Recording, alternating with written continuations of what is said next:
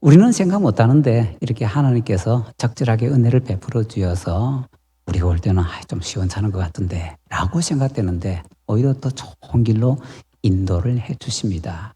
우리 하나님 멋진 하나님인 줄로 믿습니다. 자, 이런 멋진 하나님 섬기는 사람들 어떻게 살아가야 될까요?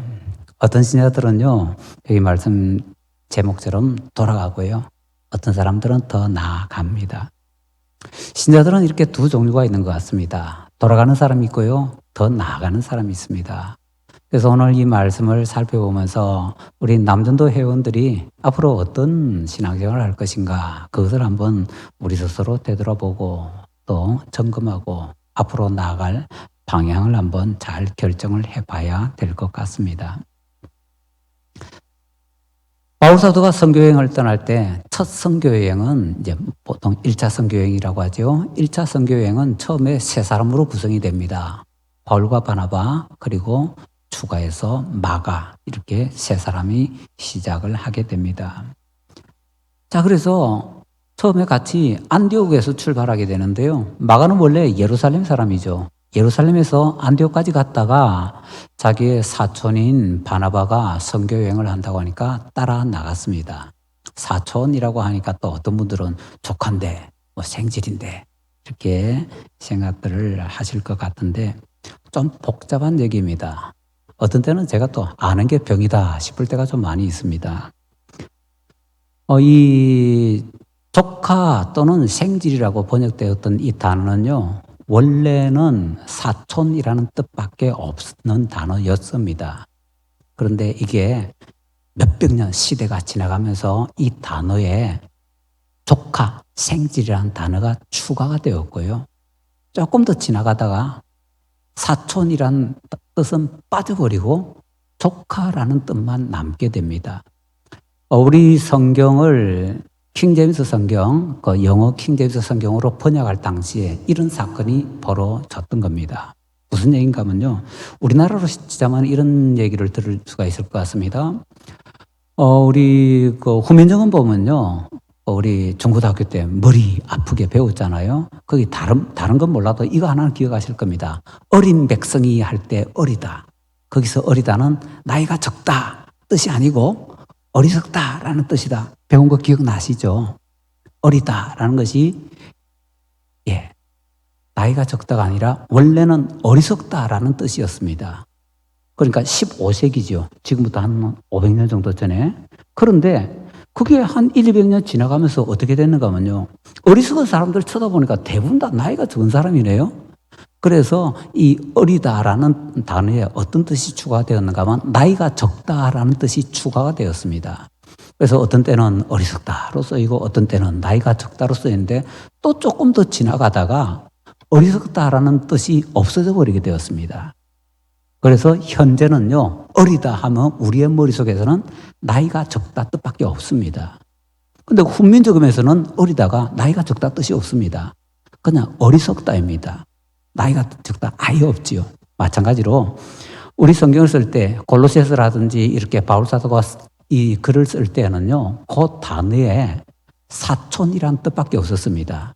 그런데 몇백 년 지나가면서 조카라는 뜻이 들어갔고 또 더 들어가서 이 사촌 뜻이 빠져버리고 조카라는 뜻만 남게 되었을 때 영어 성경 킹제임스 성경을 번역하다 보니까 영어 성경 킹제임스 성경에서 조카, 생지라고 번역을 했던 겁니다. 그래서 그걸 우리 한국어 성경에서도 가져와서 예전에는 생질, 요즘에는 조카 이렇게 하는 거지요.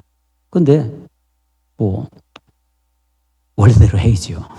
그건 나중에 추가적인 뜻이지 원래 뜻인 사촌이니까요. 사촌입니다. 자, 다시 돌아와서요. 바나바의 사촌인 이 마가가 안디옥에 놀러 왔다가 바울과 바나바가 선교사로 출발할 때 함께 따라가게 됩니다. 정확하게 마가가 선교사 자격이 있었는지 아니면 선교사들의 그냥 보조로 갔는지라는 것을 조금 구분해야 되는데 일단은 셋이 그냥 같이 갔다. 그렇게 정리를 한번 해보십시다. 그런데 이 마가가 선교여행에 따라갔다가 놀라운 현장들을 많이 봅니다. 특히 구부로에 갔다가 구부로에서 여러 놀라운 현장들을 보고 처음에는 이적이 일어나지 않았는데 갑자기 중간에서부터 막 바울 사도를 통해서 막 이적이 일어나기 시작합니다. 그런 놀라운 광경들을 목격을 했습니다. 그리고는 구불에서 배를 타고 지금의 이제 터키 쪽이죠. 터키의 남부 쪽으로 가게 되었는데 밤빌리아의 버가라는 곳입니다. 거기에 갔을 때 그만 우리 본문에서 가르쳐준 대로 다른 사람들은 선교하러 가는데 마가는요 짐 싸서 예루살렘으로 돌아가 버립니다. 아니 어떻게 이런 일이 벌어집니까? 우리는 나중에 아니까 이 선교행이 얼마나 중요하다는 걸 아니까 이 바보 같은 사람 여기서 왜 빠져? 이러지만은요 마가는 잘 몰랐잖아요. 그냥 세계 최초로 뭐 선교하러 간대. 그래서 등 따라갔다가 뭐 별거 없잖아. 그리고 가버렸는지 일단 가버리게 되었더라라는 것이죠. 그래서 마가가 왜 돌아갔을까? 돌아간 이유를 한번 찾아보면은 이제 신약 성경 연구하는 학자들이 이제 연구를 합니다. 그래서 이래서 그렇게 이제 발표하는 것들이 있는데 그거 몇 가지를 보면요. 첫째로는 아마 마가가 향수병에 걸려서 그럴 것 같다라고 얘기를 합니다. 마가의 어머니가 우리가 아는 마리아입니다. 그 마리아는 예수님께서 최후의 만찬을 하셨던 다락방 주인이라고 알고 있습니다. 그런데 성경에 나오는 다락방은요, 저는 이 번역을 좀 고치면 좋겠어요. 다락방이 아니고 옥탑방입니다. 지붕 위에 따로 계단 올라가서 들어갈 수 있도록 만든 옥탑방. 우리나라에는 뭐 기와집이나 뭐 초가집이나 2층집이 없었잖아요. 그런데 2000년 전에 이미 이스라엘 그쪽에는요, 로마 그쪽에는요, 2층, 3층 집이 있었습니다. 많았습니다. 단적집이라도 처음에는 단적집이었다가 그 위에 옥탑방 만드는 경우가 굉장히 많았습니다. 자, 그런데 예수님께서 최후의 만찬을 하셨던 그 옥탑방에서 120명이 함께 모여서 기도했다고요? 방 하나에 120명 들어가 보세요. 얼마나 큰 방인가? 그냥 서 있는 것도 아니고 같이 기도하잖아요? 상당히 큰 방입니다. 옥탑방 하나 봐. 그럼 옥탑방이 그 정도 크면은 그 밑에 집은 어떨까요? 마가집은 엄청나게 부자였다는 겁니다. 집이 굉장히 큰 집이었습니다. 마가는 부잣집의 도련님이었습니다. 고생 없이 호강하면서 살았습니다. 근데 선교여행을 갔더니 선교여행이 쉽지가 않잖아요. 우리 청년들 뭐 비전 트립이다 뭐다 또 어른들도 이래 가면은요. 이 선교지에 가면 정말 쉽지가 않습니다. 마가가 그런 형편을 보다 보니까 점점 편하게 살던 그때가 그리워지는 거죠. 우리 집에서는 아니랬는데 그런 생각이 자꾸 드니까 향수병에 걸리게 되었다라는 거지요. 그래서 돌아가게 되었다라는 것입니다. 아마 굉장히 이게 중요한 원인 중에 하나였을 겁니다. 우리의 신앙생활을 돌아보면요. 우리에게 있어서는 이런 향수병이 어떤 게 있을까요? 우리가 앞으로 나아가지 못하고 뒤로 돌아가게 만드는 그런 향수병이 어떤 게 있을까요? 왕년에 내가 말이야 왕년에 찾는 사람은요. 지금 형편없이 신앙생활을 하고 있다는 겁니다. 요즘 말로 치면 왕년에가 라떼잖아요. 라떼 찾는 사람 치고요. 지금 제대로 하고 있는 사람은 없습니다. 우리가 정말 신앙생활 잘 하려면 돌아가는 신앙생활을 하지 않으려면요. 향수병, 옛날에 라떼 뭐 이런 거 좀 버려야 됩니다. 그래야 앞으로 전진해 나갈 수가 있을 겁니다. 둘째로 마가가 왜 그렇게 돌아갔을까? 또 성경학자들이 이런 이유를 제시합니다. 마가에게는 복음 전파에 대한 열정이 부족했다라는 것입니다. 이방인 선교는 베드로 사도가 이제 문을 열었지요. 고넬료 가정에서 복음을 전함으로써 이방인 선교의 문을 열었는데, 이 베드로 사도가요, 한 번은 안디옥 쪽으로 갔다가 그만 예루살렘에서 어떤 아주 고직한 사람들이 내려온다는 소리를 듣거든요. 이방인들하고 같이 식사하다가 도망을 가버렸습니다. 이방인 선교의 문을 연 사람이요. 이방인이 예수님 믿을 자격이 없다고 하는 그런 고직한 사람들이 많이 내려온다고 하니까 싸우기 싫었는지 어쨌는지 그냥 그 자리에서 피해버린 겁니다. 중요한 것은요. 바나바는 그때 이미 이방인 선교 갔다 왔을 때거든요. 바나바조차도 그때 덩달아 하고는 또 같이 피해버립니다. 베드로 사도조차도요, 이방인 선교에 대해서 인식도 열망도 부족했습니다. 심지어는 이방인 최초의 선교사로 세움을 받았던 바나바조차도 부족했습니다. 그러니까 이방인하고 같이 식사하고 있다가 이방인하고는 안 돼. 이방인들은 예수 믿을 자격이 없어. 먼저 유대인이 돼야 돼. 하고 엉뚱하게 큰 소리 막 치는 사람들, 그냥 그 사람들 내려온다고 하니까 피해버렸던 것이지요. 지금 우리는요, 예수님 믿기 위해서 유대인 될 필요 없다고 100%잘 알고 있고 그런 소리 들으면 이상하게 생각합니다. 그런데 초대교회 때는요, 예수님 믿기 위해서는 먼저 유대인이 돼야 되고 그 다음에 예수님 믿어야 된다고 주장하는 사람이 굉장히 많았습니다. 먼저 유대인이 돼야 된다는 말이 뭐냐면은 할례부터 받아야 된다는 겁니다. 할례 받는 게 뭡니까? 유대인 되는 거거든요. 예수님 믿으려면은 유대인 되지 않으면 믿을 자격이 없다라고 주장하는 사람들이 많은데, 지금으로 치면 이단이죠, 정확하게. 그때는 이제 그런 것들이 아직 구분이 안 되고 이단인지 뭔지 잘 모르는 그런 시대, 이제 초기 단계에서 막 이렇게 일이 진행되어 나갈 때 베드로 사도조차도 바나바조차도 그렇게 했습니다. 마가는요, 더 말할 필요 없는 사람이지요. 그러니까 마가가 기껏 나와보니까 유대인들 찾아서 유대인들에게 전도하는 것도 아니고 이방인에게 전도한다 그러거든요. 이방인들이 예수 믿을 자격이 있나? 바울 사도를 통해서 뭐 기적도 일어나고 하는 것 같은데 그래도 이게 하나님의 뜻이 맞나? 뭐 이런 생각이 많이 드는 것이죠. 그렇기 때문에 마가에게는 이방인 복음화에 대한 확실한 열망, 열정 또는 신학 이런 것이 부족했기 때문에 앞으로 전진할 수가 없어서 뒤로 돌아가게 되었다라는 것이지요. 또 이제 학자들이 열심히 성경을 연구하다 또 이런 이유를 제시합니다. 바나바가 반발했기 때문이다. 그래서 돌아갔다 얘기합니다. 또 뭘 반발했는가 보니까요. 이때 선교팀의 팀장이 바뀌었다고 합니다. 선교팀의 팀장이 어떻게 바뀌었나요?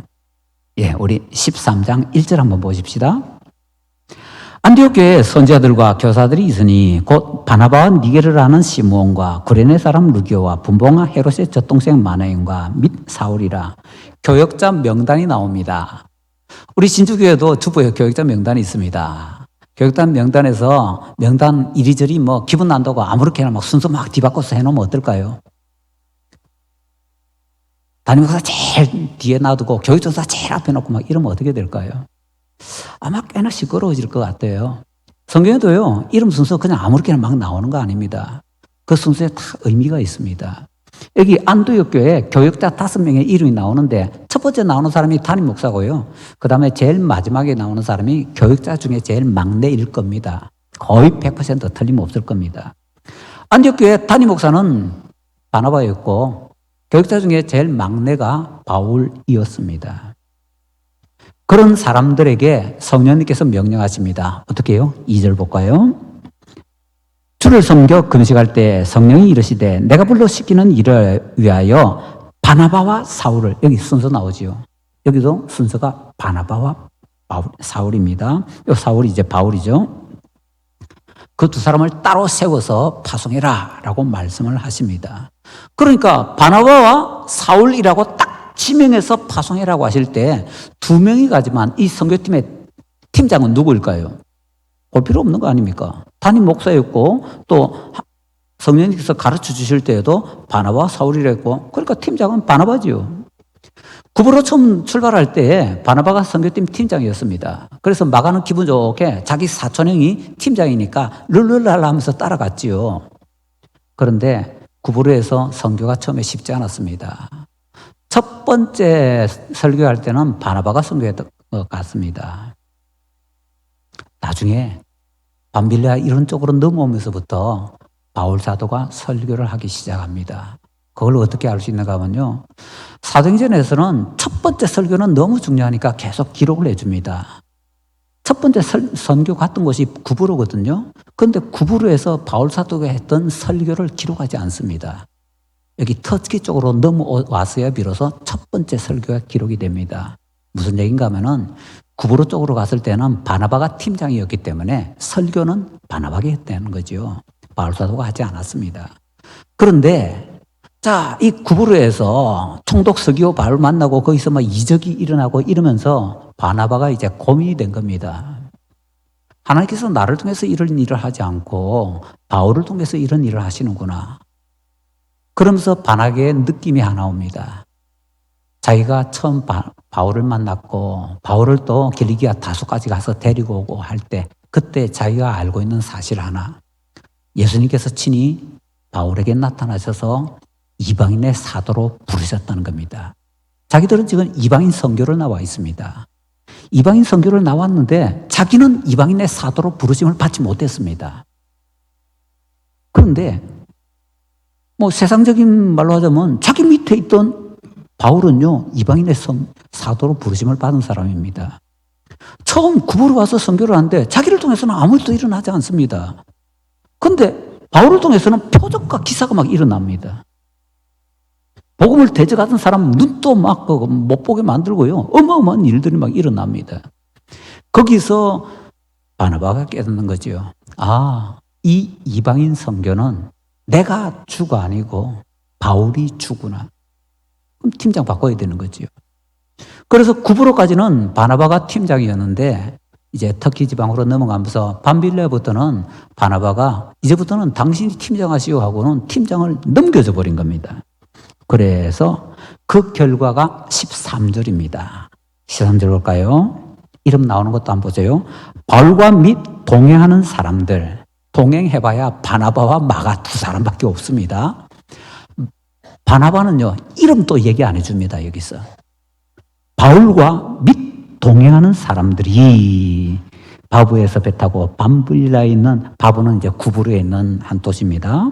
밤빌리아에 있는 버가에 이르니 팀장 받겠다는 표시가 바울 이름이 나오고 나머지 사람은 아예 이름도 안 붙이고 그냥 동행한 사람으로 처리를 해주는 겁니다. 선교팀의 팀장이 바뀌었습니다. 바나바가 놀라운 결단을 한 거지요. 근데 마가 입장에서는요, 팀장이 우리 형님이야 했는데 갑자기 팀장이 바뀌어버리니까 이게 어깨 힘주다가 어깨 힘은 못 주게 생겼잖아요. 그래서 여러 가지 힘들었다는 거지요. 바나바는 하나님의 뜻을 잘 분별해서 선교팀의 팀장을 양보를 해주고 자기가 낮게 내려갔는데 마가는 그걸 받아들이지 못하는 거죠. 그래서 그것에 반발을 하고 돌아갔다라는 겁니다. 굉장히 사실적일 겁니다. 그 다음에 어떤 신학자들은 또 연구합니다. 마가가 돌아간 것은 용기가 부족했기 때문이다. 이런 얘기를 합니다. 뭐 본문에서 무슨 용기가 또 나오느냐. 이것은 이제 선교 상황을 보면 알 수가 있습니다. 자, 팀장이 바나바에서 이 바울로 바뀌었는데 문제는 밤빌리아 버가에서부터요. 그 다음에 바로 멀리 이제 타우루스라는 참 터키에서 뭡니까 미사일 만든 이름이 타우루스지요. 우리나라 뭡니까 저기 우리나라 비행기에 그 단단한 그 미사일이 타우루스인데요. 그 타우루스입니다. 그 타우루스 산맥을 타고 넘어가야 되는데 그 길을 가게 된 겁니다. 그런데 왜 갑자기 일정을 그렇게 급하게 타우루스 산맥을 넘어가게 됐는가 하면은 이제 어떤 학자가 또 연구합니다. 왜 이렇게 됐지 하고 연구하다가 그 학자가 그쪽 지리를 굉장히 잘 아는 사람인데요. 이런 연구 결과를 발표합니다. 바울 사도가 이때 큰 병에 걸렸다는 겁니다. 풍토병, 열병에 걸렸는데 그것을 조금 이렇게 치료하기 위해서는 고산지대로 올라가야만 조금 괜찮다라는 겁니다. 낮은 데는 이제 더운 지대니까요. 그래서 급하게 올라갔다는 겁니다. 자, 보세요. 선교팀 팀장이 지금 바나바에서 바울로 바뀌었는데 바울이 지금 말라리아 걸려가지고는 지금 병석에 들어 누워버린 겁니다. 이거 참 곤란한 일 아닌가요? 근데 거기서 마가가 갈등하기 시작합니다. 병에 걸린 바울 사도. 근데 그 바울 사도 데리고 저 산꼭대기까지 또 올라간다는데 일이 쉽지가 않아요. 그래서 에이 하고 보따리 싸서 돌아갔다는 겁니다. 그게 무슨 용기 부족이냐. 새로운 길을 가야 되거든요. 마가 입장에서는 구브로가 낯설지 않은 곳입니다. 자기 사촌 바나바가 구브로 출신이잖아요. 우리 친척 사는 동네는 한 번도 안 가봤어도 낯설지 않잖아요. 괜히 정이 가잖아요. 마가 입장에서도 그렇거든요. 9%까지는 괜찮았습니다. 근데 터키 쪽으로 넘어가면서 밤빌리아 이쪽으로 가면 완전히 모르는 곳입니다. 완전히 생소한 곳인데 그 생소한 곳에서 팀장이 바뀌었는데 그 팀장 바뀐 사람이 하나님께서 벌 주셨는지 아파서 들어 누웠습니다. 이 사람 살리려고 저 산꼭대기까지 낑낑거리면서 가야 된다고 합니다. 새로운 여러 가지 상황들, 그런 것에 대한 어떤 두려움. 사람들은 새로운 상황을 굉장히 두려워하거든요.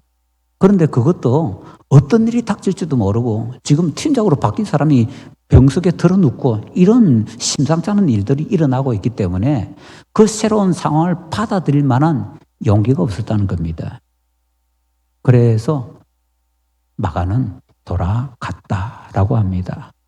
이런 몇 가지 문제들. 그리고 나서 가만히 따져보니까요, 마가가 돌아가는 그 몇 가지 이유들은 우리가 살아가면서 일상적으로 많이 겪는 일들입니다. 우리도 이런 문제에 부딪혀서 어떤 문제들을 포기한 경우가 굉장히 많이 있습니다.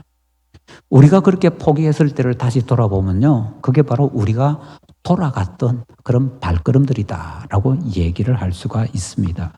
자, 그런데 세상에는 돌아가는 사람만 있지가 않지요. 더 나아가는 사람들도 있습니다.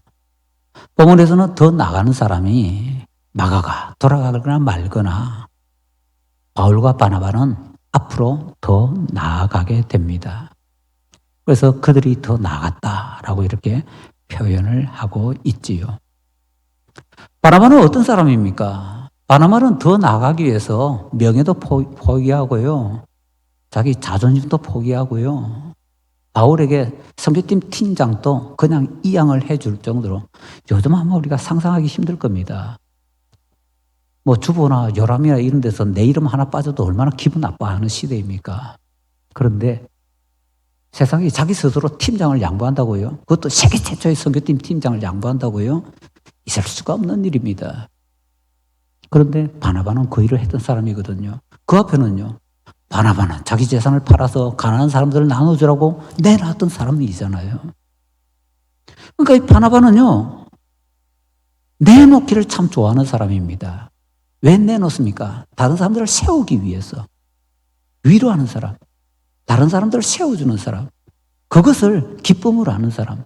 그렇기 때문에 바나바는 열심히 그렇게 하는데 그 모든 모습들을 보면요, 바나바는 준비가 되어 있는 사람입니다.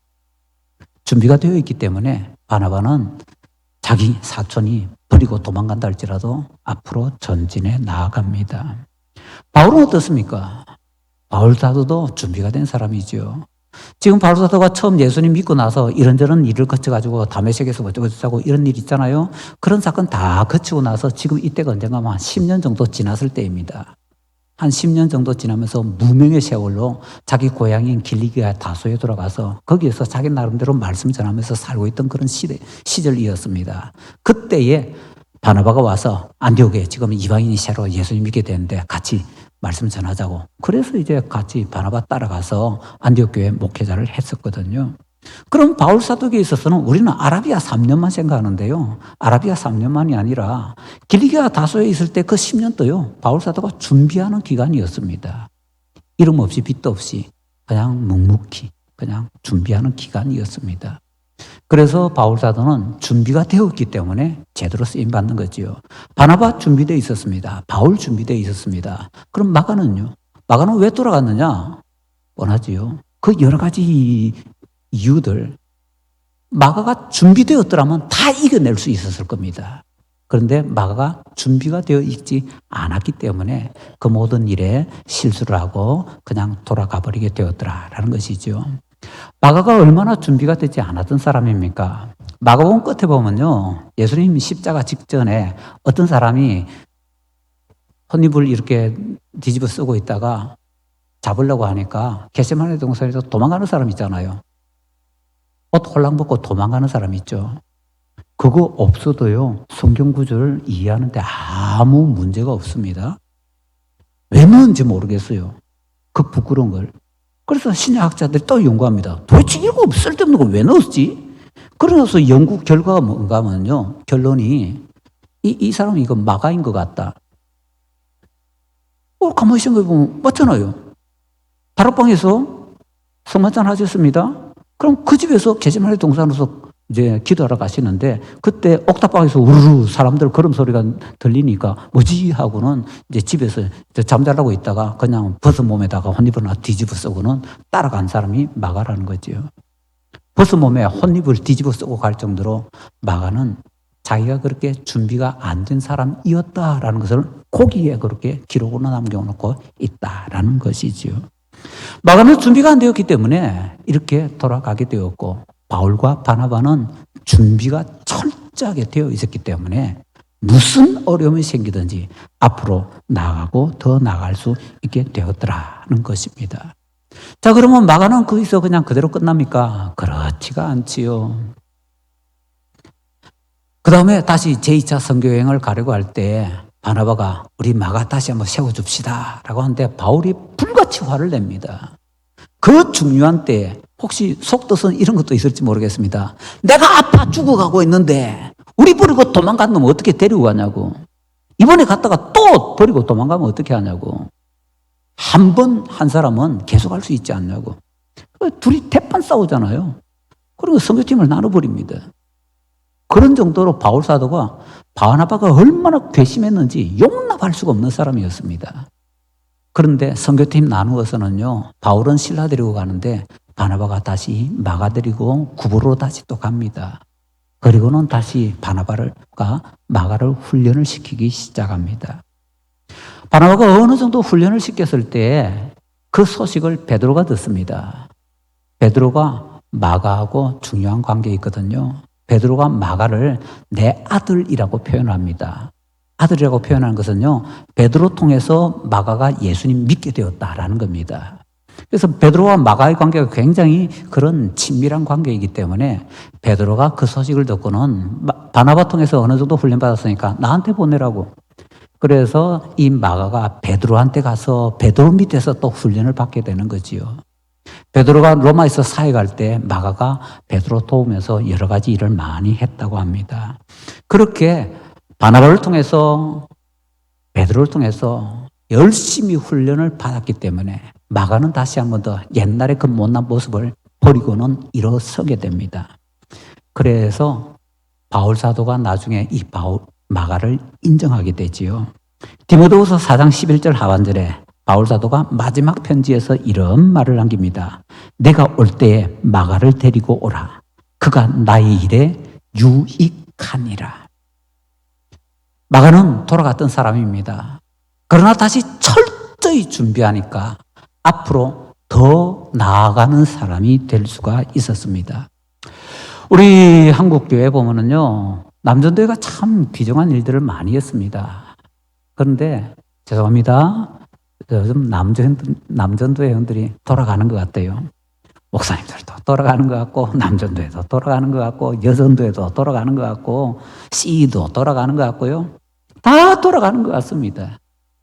한국교회가 우리 교단이 이것저것 다 힘이 없어지고 연약해지고 초라해지는 그런 모습이 보이는 것처럼 같습니다. 그러나 이러한 때 다시 한번 새롭게 일어나서 마가가 못나게 준비가 되지 않아서 돌아갔지만은 다시 한번 철저하게 준비해서 자기의 선배들인 바울, 바나바처럼 다시 새롭게 일어나서 앞으로 전진해 나아갔던 것처럼 우리 남전도회가 또 뭐 여전도회 또 기타 뭐 여러 많은 우리 단체들이 다시 힘을 내어서 앞으로 전진해 나아감으로 교회가 교단이 살아나고 또 그 살아남을 통해서 우리 한국교회가 다시 한번 살아나는 복된 은혜를 누리시기를 간절히 소원합니다.